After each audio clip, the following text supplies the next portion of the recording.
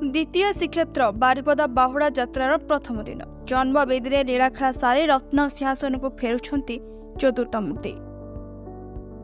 चलचंचल भक्त बड़दाण्डे भक्तिमय परिवेश भाव विहुल होती श्रद्धालु। गतकाली श्रीक्षेत्र में बाहुड़ा यात्रा समापन होता बेले पूर्व निर्धारित नीतिकांति अनुଯାयी द्वितीय श्रीक्षेत्र बारिपदार आज द्वितीय दिन धरी बाहुड़ा यात्रा अनुष्ठित होउछे।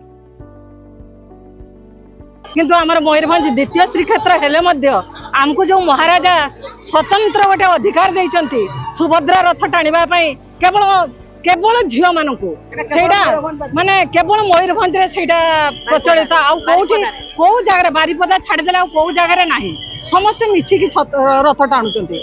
किंतु आम महिला मानकर सबुठु गर्वर विषय जो महाराजा आम पई कर जाइचंती द्वितीय श्रीक्षेत्र रे आमे सेति निजको बहुत बहुत बहुत धन्यवाद मन करछु। अपराह्न 2:30 प्रथमे महाबाहु कालिया सान्तंक नंदी घोष रथ टणा आरंभ होई अपराह्न 4:30 समय सिंहद्वार सम्मुखरे पहुंचथिला।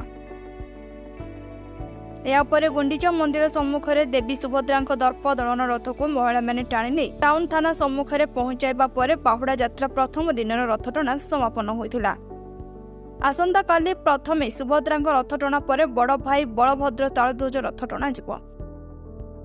अनुकूल पाग जोगो बड़दाण्ड आज लोकरान्य होइथिला। रथ दौड़ी टिकिए हाथ लगाई भक्त निजको कृतार्थ मन करुथिले। सुरक्षा दृष्टि व्यापक पुलिस मुतयन होइथिबा बेले जिला प्रशासन पक्षरु रथयात्रा पाई आनुषंगिक व्यवस्था समस्त सुचारू रूपे तुलाई दिया जायथिला। Bureau report Odia news. Press the subscribe button to stay updated.